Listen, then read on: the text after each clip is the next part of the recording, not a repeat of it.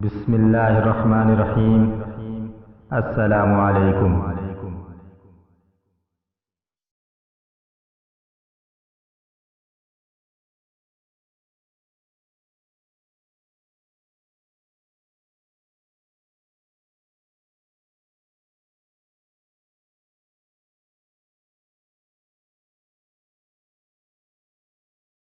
Video شروع کرنے سے پہلے میری آپ سب سے گزارش ہے، اگر آپ نے ابھی تک ہمارے چینل دین کی شان کو سبسکرائب نہیں کیا تو ابھی سبسکرائب کر دیں اور برابر میں گھنٹی کے نشان کو بھی دبا دیں، جس سے آپ کو ہماری نئی آنے والی ویڈیوز کا نوٹیفیکیشن ملتا رہے گا۔ حضرت ابو ہریرہ رضی اللہ تعالی عنہ نبی کریم صلی اللہ علیہ وآلہ وسلم سے نقل فرماتے ہیں کہ آپ صلی اللہ علیہ وآلہ وسلم نے فرمایا، جو شخص اللہ کی راہ میں جہاد کے لیے نکلا، اللہ اس کا ضامن ہو گیا۔ اللہ تعالیٰ فرماتا ہے، اس کو میری ذات پر یقین اور میرے پیغمبروں کی تصدیق نے اس سرفروشی کے لیے گھر سے نکالا ہے، میں اس بات کا ضامن ہوں کہ یا تو اس کو واپسی کر دوں ثواب اور مال غنیمت کے ساتھ، یا شہید ہونے کے بعد جنت میں داخل کر دوں۔ نبی کریم صلی اللہ علیہ وآلہ وسلم نے فرمایا، اور اگر میں اپنی امت پر اس کام کو دشوار نہ سمجھتا تو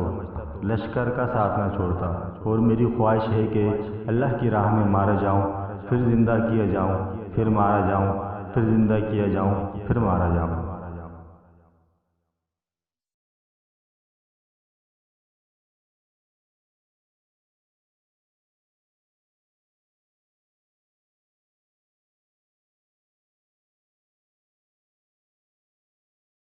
حضرت ابو ہریرہ رضی اللہ تعالیٰ عنہ سے روایت ہے کہ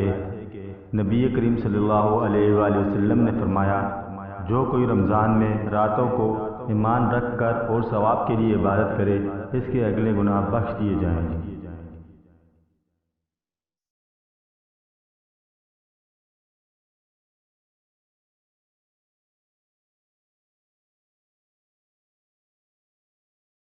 حضرت ابو ہریرہ رضی اللہ تعالیٰ عنہ سے روایت ہے کہ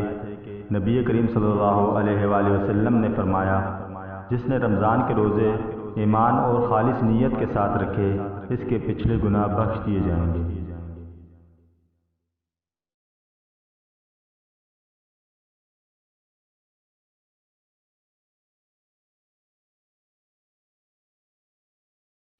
حضرت ابو ہریرہ رضی اللہ تعالیٰ عنہ سے روایت ہے کہ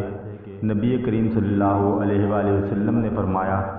بے شک دین آسان ہے، اور جو شخص دین میں سختی اختیار کرے گا تو دین اس پر غالب آ جائے گا اور اس کی سختی نہ چل سکے گی، بس اس لیے کہ اپنے عمل میں پختگی اختیار کرو اور جہاں تک ممکن ہو میانہ روی برتو اور خوش ہو جاؤ کہ اس طرز عمل سے تم کو دار دین کے فوائد حاصل ہوں گے، اور صبح اور دوپہر اور شام اور کسی قدر رات میں عبادت سے مدد حاصل کرو۔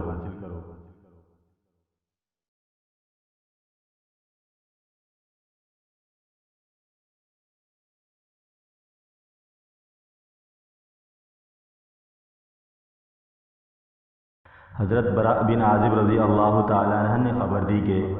نبی کریم صلی اللہ علیہ وآلہ وسلم جب مدینہ تشریف لائے تو پہلے اپنے ننہال میں اترے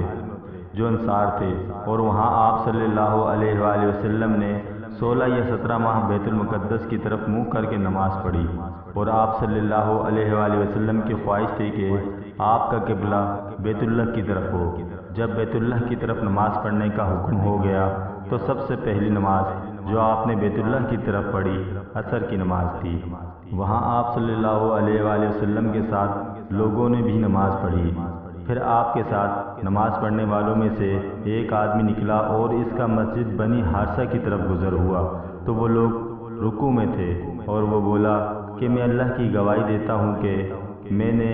نبی کریم صلی اللہ علیہ وآلہ وسلم کے ساتھ مکہ کی طرف منہ کر کے نماز پڑھی ہے۔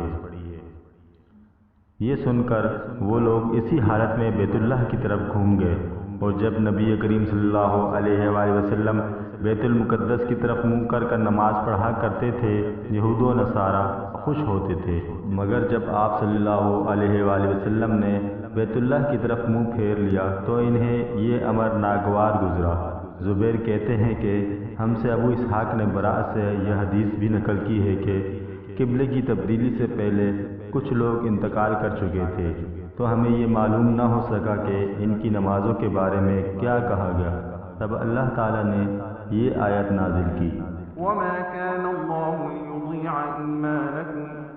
ترجمہ، اور اللہ تمہارے ایمان کو ضائع نہیں کرے گا۔